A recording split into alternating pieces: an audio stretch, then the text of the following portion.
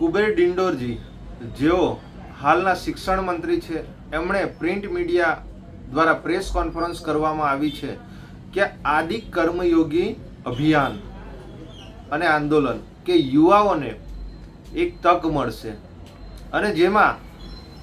ગુજરાતના 15 જિલ્લા અને 4245 ગામડાઓમાં જઈ અને આ અભિયાન ચલાવવાના છે અને એમાંથી ગુજરાતના જે યુવાઓ છે એમને નવી તકો મળશે। તો અમારે આ શિક્ષણ મંત્રીને કહેવું છે કે તમે જે વાત કરી કે સૌનો સાથ, સૌનો વિકાસ, સૌનો વિશ્વાસ અને સૌના પ્રયાસ, એ જે તમારું જે સૂત્ર છે દેશના વડાપ્રધાનનું અને તમે કહી રહ્યા છો કે એ અમારો મંત્ર છે,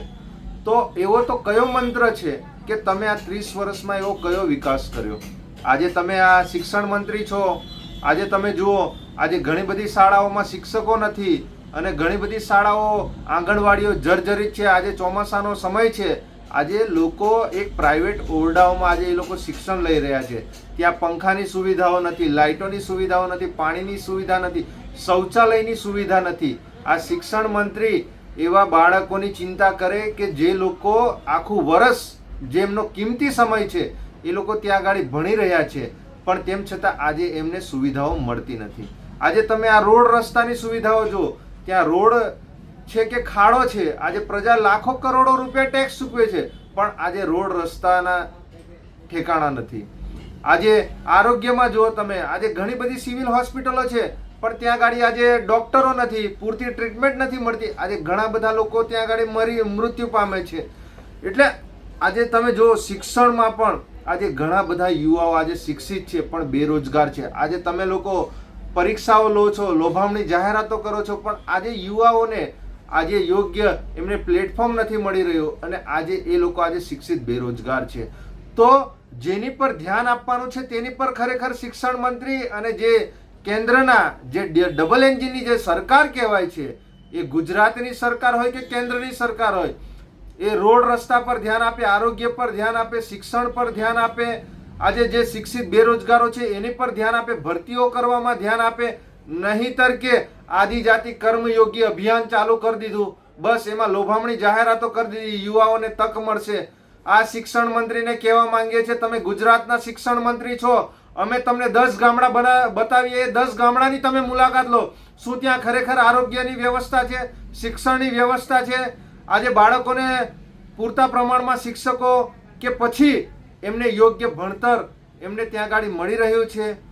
આજે રોડ રસ્તાની પરિસ્થિતિ કેવી છે? આ શિક્ષણ મંત્રીઓ ફક્ત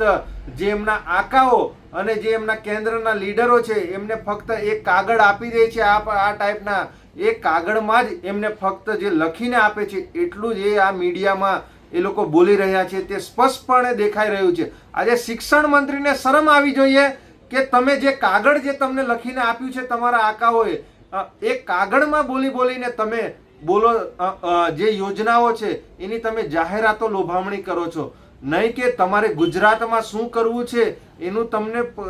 નોલેજ હોવું જોઈએ, ગુજરાતમાં શું સમસ્યા છે એ તમને ખબર હોવી જોઈએ, ગુજરાતના શું પ્રશ્નો છે એ તમને ખબર હોવી જોઈએ અને એ બાબતે તમારે પ્રેસ કોન્ફરન્સ કરવી જોઈએ, નહીં કે તમારે આકાઓ જે તમને લખીને આપે બસ એટલું જ તમારે તેને ગોથીને બોલવામાં આવે। અમારે શિક્ષણ મંત્રીને અહીંયા ગાડી અમે ચેલેન્જ કરીએ છીએ કે અમે 10 ગામડા કહીએ, એ 10 ગામડાની મુલાકાત લો અને આ 10 ગામડામાં શું સમસ્યા છે એ અમે તમને કહીશું, નહીં કે જ્યાં કાર્યક્રમો તમે કરો છો એ કોઈ પણ મંત્રી હોય, એ શિક્ષણ મંત્રીથી લઈને મુખ્યમંત્રી હોય કે દેશના વડાપ્રધાન હોય, આ 30 વર્ષમાં આ પ્રજા તમને પૂછી રહી છે, જે તમને ટેક્સ ચૂકવે છે એ પ્રજા તમને પૂછી રહી છે કે તમે ખરેખર ગુજરાતમાં શું વિકાસ કર્યો છે। એવા અમે તમને 10 ગામડાઓ બતાવશું, એ 10 ગામડાઓની તમારે આવનારા દિવસોમાં મુલાકાત લેવાની છે કે ખરેખર તમે 30 વર્ષમાં શું વિકાસ કર્યો છે। નિરંજનભાઈ વસાવા, નર્મદા જિલ્લા પ્રમુખ।